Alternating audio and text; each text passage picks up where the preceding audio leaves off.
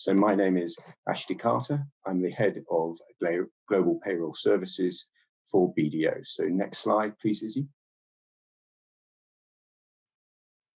So I say welcome, and I also say welcome back, because this is the third and final webinar that Global Payroll Services put on this year. The first one was in the relative calm of the early spring, when we explored how, although a consistently exceptional payroll is clearly hugely important, particularly to the employees who want to be paid, the tax authorities who want their money, and HR who want everything delivered on time. But of course, there's so much more that needs to be done around a payroll, and there's so much more that the BDO can do to support that, and that's what the webinar was about. Then in the middle of the response to COVID, and whilst most countries were in lockdown, we looked at resilience and business continuity planning, and how the importance of global controls and local controls at the highest possible level, so Sarbanes-Oxley standard and the international standard of ISAE 3402. And then since then, countries have come out of lockdown and gone back in, and rules and regulations have changed yet again. So here we are at the end of coming towards the end of a very turbulent year. We need to make sure that we've learned the lessons of the last 9 months or so, and more importantly, that we take those forward into our planning for 2021. Indeed, there's actually some planning that needs to be executed before then, because a lot of countries are coming towards not just their calendar year end, but their financial year end. And there are certain submissions and certain benefits which can only be claimed if they are done in the next few weeks. So we are inevitably expecting a very busy few weeks ahead for our clients and for BDO teams around the world processing payrolls. The next slide, please. So today with me, I have two of the Global Payroll leadership team, and also to give examples of what's been happening on a national basis, Ronnie Rizzo from BDO in the USA, and Cesar from BDO in Mexico. So we will look at the full breadth of the global picture, and Sharon will illustrate some of those challenges when she draws a panel discussion a little later. Could I have the next slide, please, Izzy? But what we're going to start with is spotlights on the USA and Mexico that are in really strong contrast to the way nations around the world have responded to the challenge of COVID, and therefore the different lessons that are being learned there, and the challenges ahead planning for 2021 and beyond. So if I can have the next slide, please. So before I hand over to Ronnie, one final point, which is to say we are very happy for this to be an interactive webinar. There is a question and answer forum, a button on in your app, and we will draw questions that you have either into the discussion at the end of this webinar, or if time does not permit us to cover everything, then we will follow up. We will be able to see who you are that submitted, and we will follow up with you individually after this webinar. So without further ado, I hand over to Ronnie. Ronnie, you're still on mute. If I had $1 for every time people had spoken at their mute button, I'd be a very rich man this side of lockdown, Ronnie. It's all yours. It's gonna be the 2020 t-shirt, right? Sorry, you're on mute. So thank you very much, Ashley. Thank you for having me today. Thank you all for your time. I am here to give us a spotlight on the USA. What are some of the things that we're seeing as related to the COVID reliefs, what we're doing in the US to support businesses and to try to keep money with companies. Most of these are running through payroll, which is why it's a relevant topic for today, because it's a way to get money back to the companies immediately. So we can go to the next slide. Today, I want to focus on some of that U.S. legislation, very high level with you today. Some disaster relief, which is an opportunity for us to save our clients, and for the clients on the phone, for you to save yourselves potentially a large amount of money. So, something to discuss and bring value to the conversation today.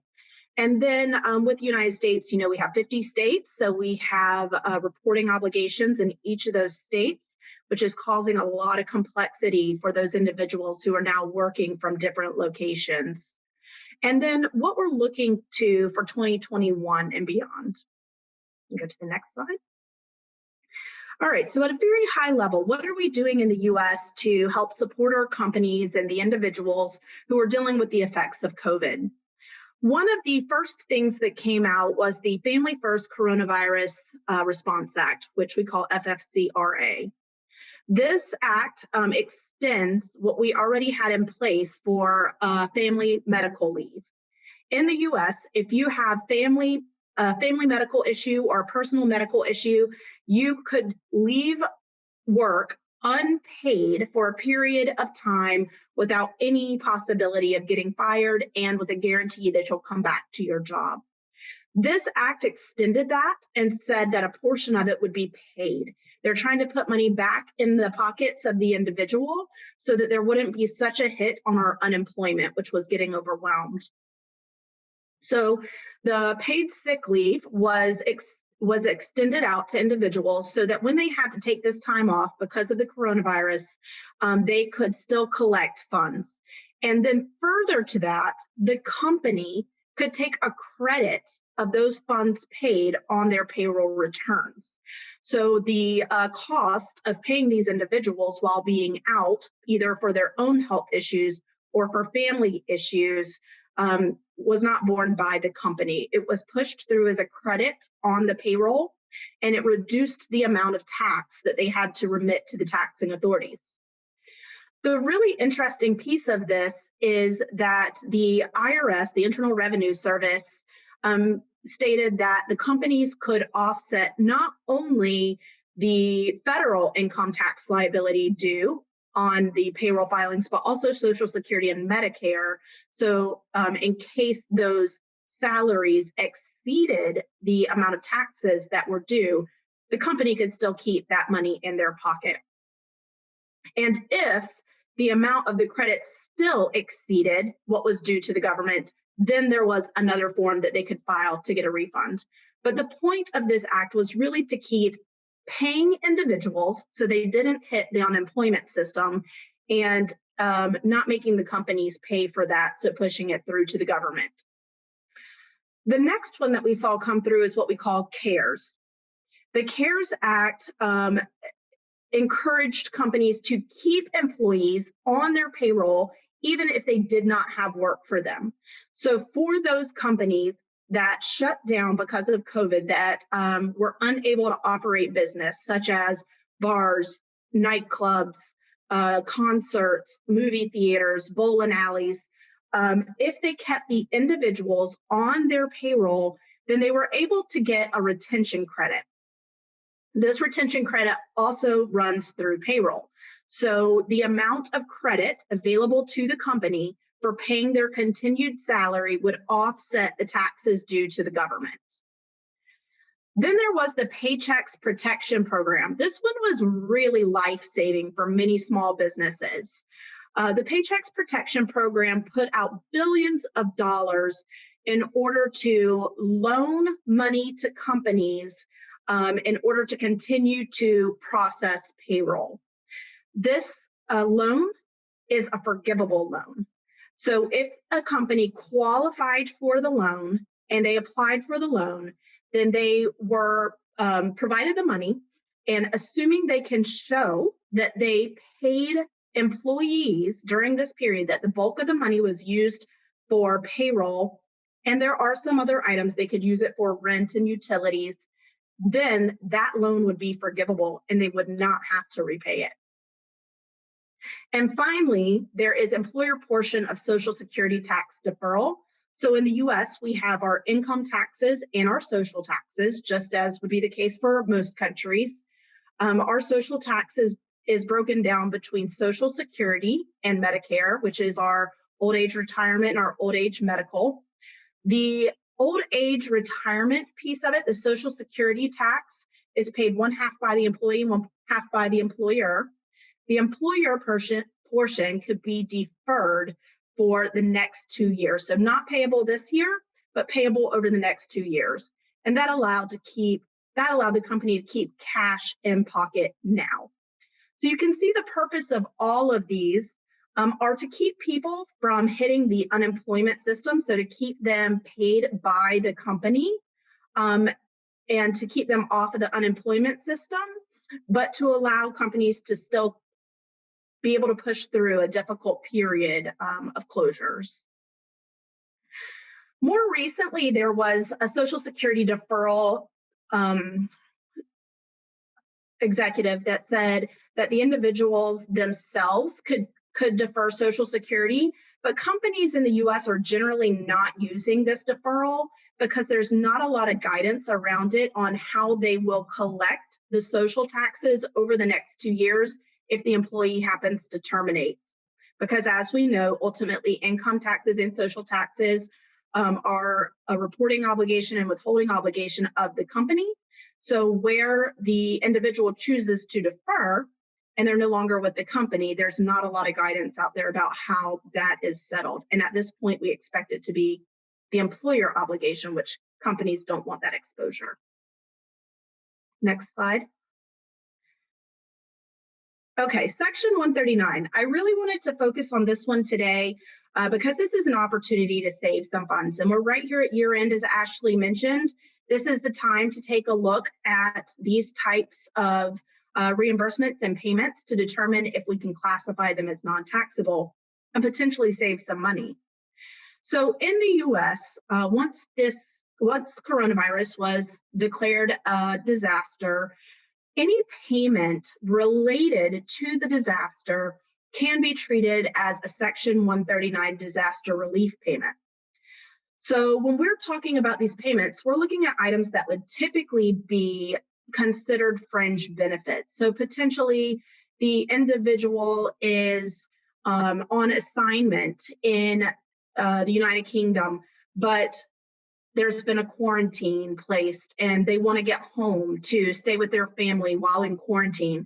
So the company flies the individual home, not because of a business purpose, but for personal preference. Generally, that would be a taxable benefit. But because of this disaster relief, we can reclassify that as non-taxable. Now, where does this save the company money? Typically, there is a Social Security and Medicare match. But on top of that, generally, when a fringe benefit is provided, we know that companies cover the tax liability, which is a tax gross up, creating tax on tax. So if we can reclassify this from a taxable benefit to a non-taxable benefit, we have saved the employee or the employer a lot of tax money. As a matter of fact, I just got through with a project for a client where they had a group of individuals that were in India on assignment, meant to be there for 3 years. They repatriated them early because of COVID, and I was able to save the company over $100,000 of potential tax gross up. So I highly recommend at this time that you take a look at your accounts payable and payrolls to determine if any of those fringe benefits could be COVID related and reclassified as non-taxable. Some examples that we've seen are shelter-in-place temporary living, travel reimbursements, working from home. So companies are buying computers and screens and desks and chairs. Those would typically be perks to the individual, but because of COVID can be treated as non-taxable benefit. I had the question the other day of, does the individual have to give the desk back at the end of COVID? No. We are reclassifying the treatment of the what would have typically been taxable as non-taxable. There's no loan in place. Next slide. COVID state legislation. This is probably the most difficult area for clients in the US right now. We have 50 states, and across those 50 states, we have 50 different tax schemes. So each state is allowed to make its own rules on who should be taxed in their state. And generally speaking, it works much like the international network. Tax law typically follows where an individual is physically working, no matter where they're actually employed from. So if an individual is working in one state where they don't typically work, but because they're residing there, then by default, we would expect that that individual would be taxed in the state where they're physically working. But COVID has complicated this because certain states have recognized that this is an issue. And they've said, if you're working in the state just because of COVID, we won't tax you. But vice versa, if you're working outside of our state just because of COVID, we want to keep on taxing you. Other states have not said such and go by the typical rule. And yet a third layer is our 6 states that apply what's called a convenience of the employer rule, which, by the way, is not convenient at all for the employer, but requires that the company continue to report to the state where they would typically work. And if they have a non-resident state or a resident state that also wants to tax them, you still can't take a credit for taxes. So you end up in a situation where an individual might be paying dual state tax. Okay, we can move to the next slide. So where are we going for the future? So in the future, we can expect that, I think somebody said it perfectly earlier, this genie is not going back in the bottle, right? I think we can expect that people are going to want to work from anywhere. And I tell my clients all of the time, do not stick your head in the sand at this point. It is time to address this and to determine what you are going to allow your employees to do once we're able to resume work as usual. So we know that we've heard, most of our clients say, well, we figured out we can do this. People can work from home. So, we're going to probably go to a state where people can work from home and come to the office, do some mixture. Well, it's very important that these clients start looking at what that means for them in front of making such decisions, because allowing these individuals to work in other locations will likely create payroll reporting obligations in those other locations, along with many other things that us as tax advisors have to consider. Permanent establishment concerns, where they might create tax reporting obligations in another country at the corporate level, not only the payroll level, transfer pricing concerns, you name it. So just by trying to be what we're going to say is a good employer and allow flexibility, you could be creating a lot of new technical obligations for the company. So we really want to get ahead of this for our clients and look at this for them and help them prepare policies and processes rather than going at it one at a time. The other item that we're looking for in 2021 is tracking. A lot of companies in the US are not mastering this or even really addressing the tracking of their employees. But we know that that is an obligation of the employer to know where your employees are, because ultimately the payroll reporting obligation is a company reporting obligation. So how do you track your employees? That is something that we'll be looking at in 2021 and beyond. And then new legislation. I'm sure we can expect that, and I hope that there are some relaxations around 2020 and getting things corrected as far as multi-state reporting goes, because it's new. It wasn't expected. We didn't have time to prepare for it. But you can expect that as taxing authorities are struggling because their unemployment has been hit, they're taking in less income tax revenue, they're taking in less sales tax revenue, they are going to be looking for funds. So you can expect that we are going to see an increase in audits going forward. So we have to be on top of this new legislation and ready as it comes out to take that legislation, put it into practice, and be prepared as we come up against these audits. So I can't see the chat right now, and I know we're going to take the questions away, but if you do have questions on any of the topics that I've just covered, please do send them in the chat. I'd love to connect with you. If you have client situation that you'd like to speak through and see if we might support them, I would love to have those conversations. And now I'm going to turn it over to Cesar Hernandez to speak about BDO Mexico.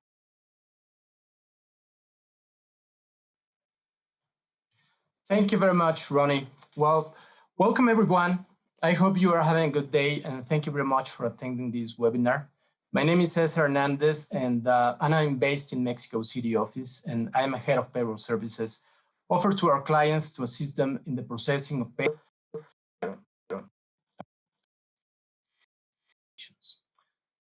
Next slide, please.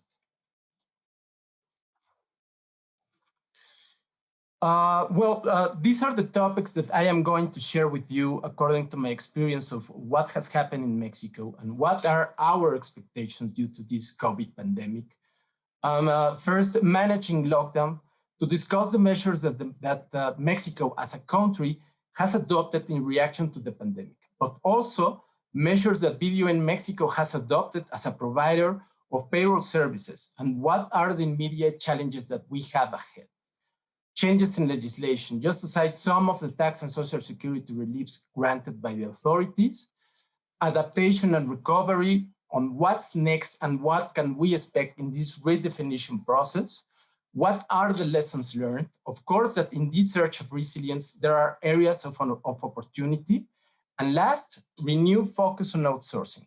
It seems that the old and traditional way of doing things will necessarily have to change, and also that we will have to reinvent ourselves in many ways. Outsourcing services will not be the exception. Next slide, please. Managing lockdown. Mexico's federal government was perceived as slow to respond to the COVID-19 pandemic, and it was met with criticism from certain sectors of society and also the media. Just to give a little bit of background here, while there were already around 440 cases of COVID in countries like China, the United States, and South Korea, on January 22nd, the Secretariat of Health issued a statement saying that the coronavirus did not present a danger to Mexico. On February 28th, Mexico confirmed its first 3 cases, and it was until March 22nd that bars, nightclubs, movie theaters, museums, among other businesses were closed in Mexico City.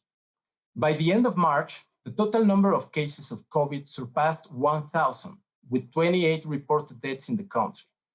On March 30, the Mexican government declared a national health emergency and imposed restrictions on non-essential activities in the public, private, and social sectors. And here's an important thing related to labor relationships, because the Mexican labor legislation establishes that a declaration of sanitary contingency is a cause for suspending the labor relationship, in which case the employer is only obliged to pay the employees an indemnity equivalent to a day of a general minimum wage in force. This is for each day the suspension lasts and without exceeding a month. However, and considering the political impact that this measure could imply, instead of a sanitary contingency, it was declared a sanitary emergency due to force majeure. This may be a little bit differences just in a technical wording. However, this way it was prevented that all employers not to suspend their labor relationships, and it is an important matter. Also, starting June, it was implemented a traffic light color system consisting of 4 colors, green, yellow, orange, and red, that represents the severity of the pandemic on each state. And this traffic light is updated on a weekly basis, and each color indicates which activities are safe to return. Next slide, please. Okay, this summarizes some of the actions in response to the pandemic taken by BDO in Mexico as a provider of a critical service such as the payroll processing. Taking into consideration the measures taken by the authorities and the closure of establishments considered as non-essential business, our BDO offices in Mexico have remained closed since the declaration of the sanitary emergency. Of course, we had to act very quickly and carry out our BCP plans, sending our staff to their homes in a remote working scheme. And this is something curious because even before the lockdown, we already had a program of hoteling offices and remote work where, by fulfilling a series of requirements, certain collaborators could apply to work remotely on certain days of the week.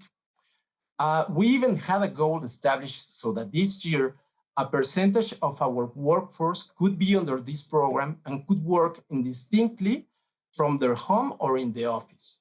And when the lockdown took place, we just had to move the plan forward. Still, it was a challenge at the beginning. Anyway, disruptions can have serious effects on payroll processing.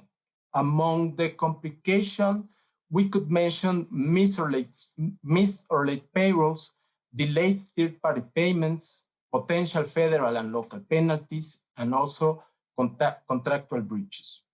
As part of our plan for BCP, one of the very first things we did was to identify the processes that are critical to deliver the reports to the clients and the fulfillment of obligations. That way, we were able to establish different alternatives or scenarios to ensure the fulfillment of crucial tasks so that the process was not affected. Of course, there is also a cultural shift as people have discovered that they don't have to be in an office to get things done. For many people, the lockdown has meant social isolation, and while some collaborators say that they work very well at home, others have stated that they prefer to return to the office. I believe that it has also been a constant comment that staying at home produces the feeling that there is much more work than in the office, and this can tend to a lack of productivity. Collaborators at home do not receive those signals about when to switch off, while in the office, for example, workers switch off when they walk out of the office at the end of the day. So in this sense, it is also very important to have a close communications with our teams and letting them know that there is a time for work and there is a time for rest. One of the great advantages we have had is that all of our processes are automated. From the receipt of inputs by our clients, the processing of the payroll, including all of the calculations of taxes, social security contributions, and the respective filings, and finally, the delivery of reports to our clients, including the payroll receipts to employees. And in that sense, we have not failed in processing a single payroll. And last but not least, it is also about talent, on having the right people doing the right things at the right moment. Because you can have business continuity plans that could be effective, remote working can meet the necessary conditions to be carried out, processes can be automated and not present any failures, but if we do not have the required professional payroll staff to make all of these pieces work together, we could not be speaking of a good management lockdown. Next slide, please. Okay, what are some of the immediate challenges in our region that we have identified? Confined home environments. While some employees have adapted very well to work at home with appropriate conditions to carry out their activities, sometimes it's very hard to switch the home environment. In this sense, policies and guides on working from home has to be implemented and put in place in order to provide practical guidance to employees that are struggling to adjust to remote work. Other challenge, non-optimal technical resources. We have to make sure that the staff is well equipped to work from home in terms of an adequate computer, adequate internet bandwidth, an additional monitor, a printer if it is required, and even a comfortable chair. Access to payroll data. Payroll source systems and remote access applications should be guaranteed within a secure IT infrastructure. There should be an evaluation on the need to change applications that are dependent on a VPN connections for cloud-based applications instead. Staff availability. Keeping employees safe and knowing their whereabouts is a big concern. Managers should always maintain a list of employee home and emergency phone numbers. As payroll staff and their direct family members might be infected, it must be ensured that the protocols established in the BCP and the respective procedure manuals are followed. IT infrastructure. While the use of technology has enabled and facilitated working from home, it also presents higher risk of cyber attacks. Safe working from home processes are essential in this process. companies that have an existing data protection, confidentiality and security policy, they should adapt it for this purpose. The computers used for work at home should have the proper software installed, including the antivirus protection, secure VPNs, or even firewalls against cyber threats. Physical processes and filings before authorities. Now, this is another challenge, because although most of the processes before authorities are now automated, including all of the filing of the returns and other fulfillment of obligations, there are still several procedures that require a physical presence in a government office. In Mexico, for example, in order to carry out a procedure at an authorities agency, an appointment is required. And for instance, in these past recent months, it has been very difficult to get an appointment, to get one. So the risk of not being able to carry out the procedure in time must be also evaluated. Remote working regulation. Currently, there are no regulations on remote working. And given the fact that the expectation of many companies is either not to return to the offices or to keep some part of the workforce working at home, its regulation is essential. There is even an important issue related to accidents at work, where in a remote working scheme, it is very difficult, if not impossible, to delimit. Next slide, please. Changes on legislation. Federal government resolved not to implement any substantial financial or tax reliefs, nor stimulus measures due to the COVID pandemic. Social Security Institute issued administrative facilities to allow the employers to defer payments of the contributions of the Social Security up to 48 months, considering interest payments.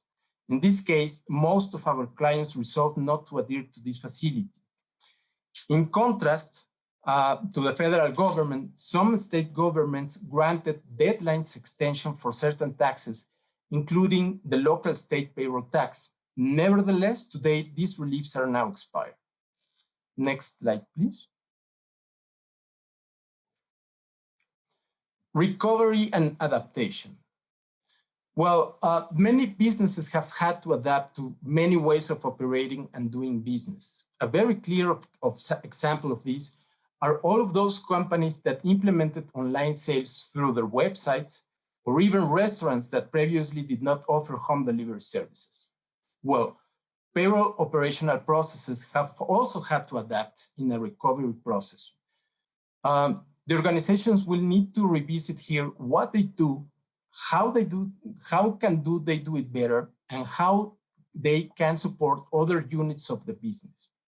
For instance, in payroll, cloud-based systems, remote working, integration between systems, and automation are going to be key elements.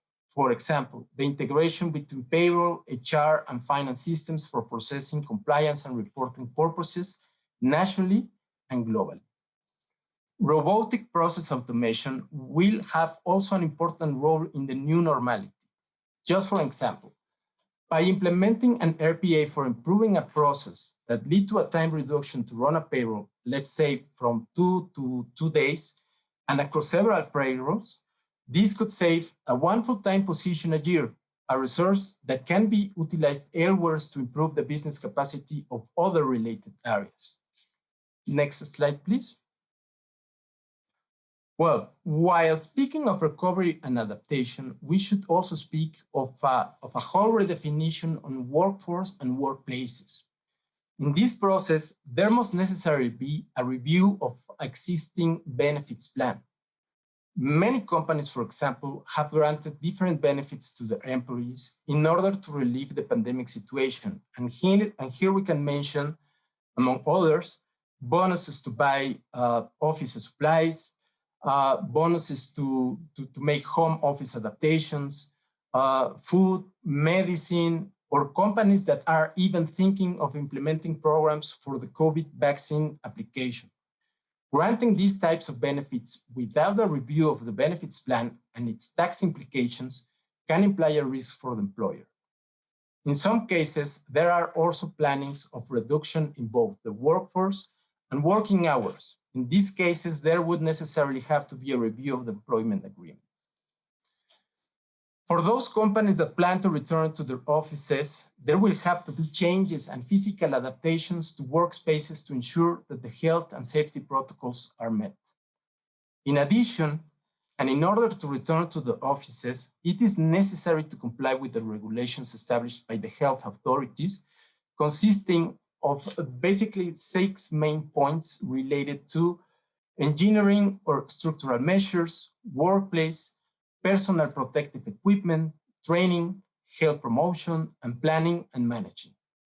The penalty for being non-compliance on these return to the office regulations could lead to the business closure. Next slide, please. Well, some of the lessons learned. Inefficient IT systems. And being one of the most important aspects in adapting to this new normal, any efficiency in IT systems could translate from a simple reduction of productivity to a business disruption. Some of the most recurrent issues reported by IT support include home network troubleshooting, troubles connected to the Wi-Fi, setting up a printer, connected to the VPN, among others. We have also manual processes. No? Although these manual processes are becoming less and less, some organizations and even authorities still include certain processes that require, for example, signed hard copies, which can be a real challenge in these times. Ineffective or inexisting business continuity plans. In these past few months, we have witnessed how organizations that do not have a BCP in place, or the same, it is not adequate, have faced serious problems by not being able to give continuity to crucial processes. It is time to carry out a true evaluation of the effectiveness of the BCP, and if necessary, carry out all of the necessary changes that adapt them to the new reality. Inadequate home working conditions. And just to put an example here, there are cases of homes with very reduced spaces where several members of the family have to work from home, and also with children taking classes online. No? Where possible, there should be a flexibility around working schedules so employees may be managing kids or taking care for a sick family member. Also, poor internet connectivity issues have been also a constant. And at last, there should be a proper risk assessment on the possibility of having key people infected in the organization. Next slide, please. Well, renew focus on outsourcing. And we have found that companies with internal payroll processes were significantly affected to those that have outsourced their payroll. Companies with outsourced payroll demonstrate a degree of resilience. In some way, this is in line with some of the advantages observed in the outsourcing of processes and has to do with specialization, the assignment of a group of experts, the establishment of manuals, guides, and even with the fulfillment of quality standards. Well, this is my last slide. I hope you find some of these experiences useful, and thank you very much for your attention.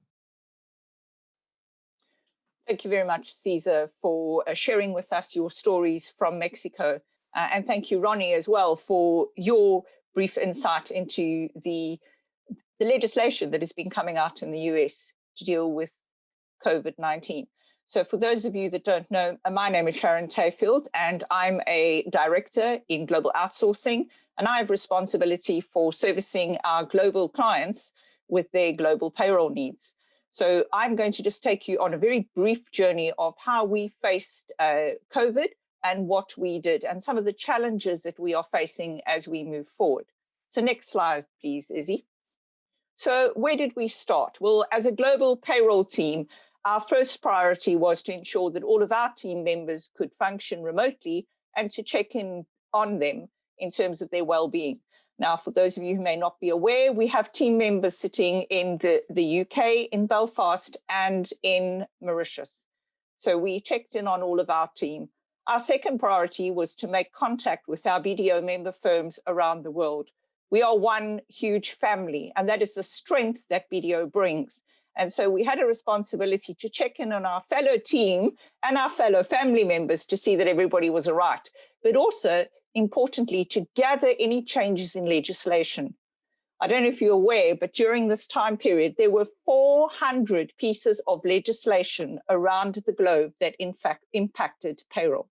And we had an obligation to advise our clients of what those changes were, but also of any support that governments were offering. There were many governments around the world that offered relaxation in terms of payments for statutory contributions, but also that gave financial support to employers to enable them to continue to function and to pay their employees at least some form of remuneration during this time period. And then the last thing that we needed to do was to ensure that each one of our officers were correctly reporting the changes in those legislations. Now, during this time period, not only did we have to face the vast amount of legislation that was coming out, but we also had to face some natural disasters that were taking place. In Ethiopia, there was political unrest. And as a result of that political unrest, the government closed down internet access. That meant that our BDO member firm in Ethiopia was not able to carry on their work. And so Cesar's already alluded to the importance of having a BCP plan. Well, as a central team, we needed to step in and support our clients. That meant we processed payroll using the last month's data. And when eventually the government in Ethiopia reconnected the internet, our member firm was able to do some true-ups and to issue pay slips in the country. But it was a great team effort, which ensured that our clients' staff still got paid for the month and that there was no interruption in the service. We also had to face an earthquake in Indonesia. Cesar referred to in his little section about the struggles of how team members face challenges with working from home. Well, you can imagine working from home in a COVID situation and facing an earthquake. I'm sure that all of you will agree it's pretty daunting. And yet, I'm pleased to say that we managed to deliver every single one of the payrolls. And that is, again, a great team effort.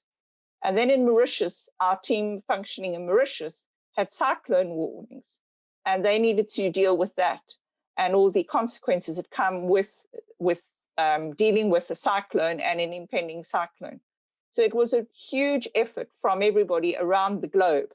And it shows the resilience and adaptability as a team and a global network that we can offer clients. But it also is a great reminder of the true payroll heroes that are out there. And there might be some on this webinar right now. If you are delivering payroll, I salute you because you are a true global hero. And I'm not the only one that salutes global heroes. The Prime Minister in Australia issued a press statement. And in his press statement, he thanked payroll professionals for keeping people paid during the pandemic. And I just think that that's a great advert for payroll professionals and for tax experts around the globe. Next slide, please, Izzy. So some of the challenges that I think we're going to face as we move forward is around what happens next. So there has already been some research that has been done. The UK Institute of Directors has done some research with UK firms, and 74% of them are indicating that they plan on having an increased work-at-home presence. 50 of the largest UK employers indicate that they have no plans to return all staff to the office in the near future, and that was from a BBC research that was conducted. Cardiff and Southampton universities have conducted independent research, and 9 in 10 employees or workers have said that they would like to work from home after lockdown is eased. And in the US, Ronnie's home country, 56% of surveyed US workers want to continue to work from home at least part of the time. So where does that or how does that impact us as payroll professionals? But I think one of the challenges that companies are facing is that they have displaced employees. And Ronnie alluded to this in her discussion. We have clients that are asking us for advice because they have employees who have traveled to their country of birth to look after sick relatives or to take care of relatives who are not well, or they might have even gone on holiday and they've been left stranded. And so how do employees deal with this? Next slide, Izzy. So I think some of the key consideration, and Ronnie has already touched on this, and we're dovetailing quite well here, Ronnie. So some of the things that I think employers need to be aware of and need to have their eye on in terms of where we move forward is whether having employees in another country is going to trigger a permanent establishment. Does the employee's activities in that country mean that the organization or the employer needs to set up a legal entity overseas? It can have an impact on employment tax and payroll taxes. There might be an obligation to report social security withholdings or tax withholdings in that country. And the employee in their individual rights might have a personal income tax responsibility. I think Ronnie mentioned this in her talk. And so, Ronnie, I'd just like to ask you at this point, how many of the employers in the US do you think are actually tracking where their employees are? If I had to put a percentage to it, and this is just estimated based on the clients that I've spoken to, I have about 150 clients that I'm supporting through this process right now. And based on my client base, I would say less than 75%. No, I would say 75% of them have no tracking in place, no or little tracking in place, and that it is all very much still very manual, where they are asking individuals to self-identify when they're traveling. So they're putting the trust and ownership back in the hands of the employees, when in reality, the obligation is an employer obligation. And I think I tend to agree with you. So in some of the discussion groups that I've been in the UK and also in the US, in terms of global payroll, is that very few employers actually have a hand on the situation. And I think that that's something that employers need to be aware of. It is their obligation, and they do need to be tracking it. So I think definitely, if you're on this webinar and you haven't thought about it, please do drop us a line, and we can certainly give you some key points to take away from this. So next slide, please. So I think what Neil's going to do now is just cover some of the points that have arisen from the other webinars that we've done around the globe. So Neil, do you want to just point out some of the key points from Hong Kong? Sure, thanks, Sharon. So in terms of Hong Kong, what they're doing, they're agreeing with Cesar really in terms of, businesses are focusing on what they need to do to survive and what their business strategy is going to be. They want to free up their own resources. So in terms of payroll, in terms of HR, they want to move that across. They are really talking with our teams across the globe to really look at what else we can do. And that includes just basic things like COSEC. But what's interesting really is more about how it's working. So if you go on to the next slide, in terms of Hong Kong. So they've adapted more of a consultation approach, really talking with the clients, what is it they need, and trying to put a personal solution in for them. That's going across HR, going across tax and so on in order to deliver those services. So a really big push in terms of freeing up the business to basically just do what they can to survive going forward. If we look on the next slide, just some comments from the Netherlands, from Marjolaine. And what she was saying was really just reinforcing what we've been saying throughout the webinars, which really, how agile and adaptive are you in terms of clients? It's one thing saying, we've got changes to legislation happening all the time, but actually, if you're running payroll yourself, if you've got the resources, the software to manage it, we go back to tracking. Do we know where our employees are? Again, so do you have the tools at your disposal to really support that? I mean, things are just going to change all the time. And what's interesting, I just want to ask Cesar, is that basically We've looked at the amount of change legislation in the US. All the webinars we've had in Hong Kong and in Netherlands, the amount of legislation changes, but we've not seen much in Mexico. If the situation continues into next year, we have a further downturn, do you foresee many more changes, any changes to legislation? Thank you, Neil. Not really. Authorities have decided not to implement important or relevant tax benefits at the beginning or even at the peak of the pandemic. So we do not believe that in the near future there may be a change regarding this policy. We even have an economic package of tax reforms for the following year, and it does not include any support measures in terms of exception or reduction of taxes related to payroll. On the contrary, and also as Ronnie mentioned, as an expectation in the United States, what we expect is an increase in audit and inspection activity. So not really, sadly. Okay. Thank you. If we want to move to the next slide. So just conscious with the time. So in terms of any questions, I mean, we've had questions around tracking of employees, but I just want to just check, Sharon, I mean, what would be your biggest takeaway for the people on the call today?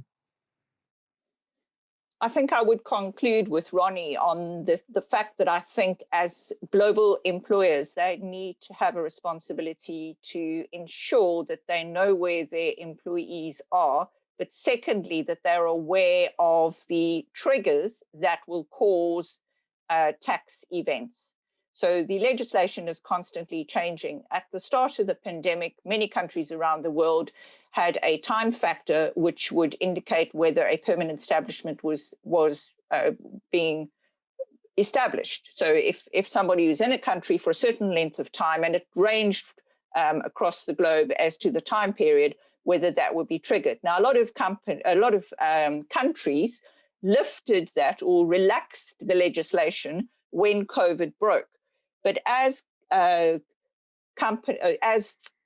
countries are now facing increased bills and they need to bring in taxes, they are starting to revert back to the original legislation. So we've already seen that in Spain, where the relaxation that was in place is now dropping again.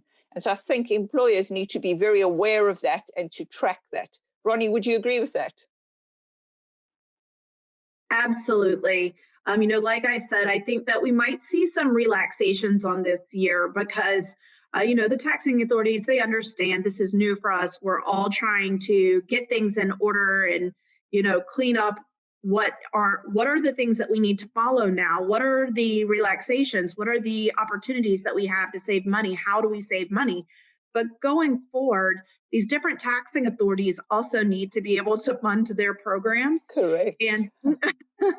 And so I think we'll see that as relaxations, are no longer valid, that the taxing authorities are going to start looking to make sure companies are in compliance or have some process to get into compliance. Agreed. And I think that's an important point as well. It's as long as you've got the evidence that you've applied your mind. I know that that's a common terminology that we know from tax legislation. If you've applied your mind and you can show that you've thought about it and you've put some steps in place, you're likely to get a more lenient approach than if you haven't thought about it and you have no plans in place. So it comes back to the planning. And I guess, Neil, that brings us back to BCPs. We do know that some of our clients and some of the employers out there may not necessarily have had a very strong BCP in place. And this certainly would have caused them a time to stop and think about their BCP plans and what they need to do. Would you agree with that? Oh, definitely. If you look at when COVID started to, break out of China around January, February time, it was when some of our clients really started to think about, hang on a second, what we're going to do? And we found some clients were just not quite prepared, not quite there yet. And, we were able to deliver payroll in China where we've had some clients with difficulties approving, getting data to us. And I do think it's really around sitting down there and going, actually, how are we going to achieve this? And one of the things we have done with, some of our clients is really look at where's it going to go wrong? What do we need? We've always talked about we can get data to where we can get to, but if we get to a point where the client can't get data to us we need, then actually it's about saying, what is our break glass solution? So we've reached a point now on a quarterly basis, we're reviewing the payrolls with the client, identifying for all their employees, no matter what their location is, what can we pay, what do we need to pay, and have that agreed up front. So if anything goes wrong, we can just break the glass. Doesn't matter how small the payroll is or how small the country is, we've got the numbers there, we can just pass that on. It's been pre-approved, we can just go away and do it. I think it's what we need to do, is get fully prepared across the piece, not just ourselves, but our clients. Correct. And just looking at the time, seeing any more questions coming in. So Ashley, if we just want to pass across to you. Okay, Neil, thank you very much. Sharon, Ronnie, Cesar also. I trust that everyone found that event informative. As we've said, this is the third of the 3 regional events. I've found new content in each of them, even from the global perspective, let alone the national and the contrasting aspects we see between the different countries. So I trust you too have found it informative. Please do continue to ask us questions. You have my contact details from the invitation.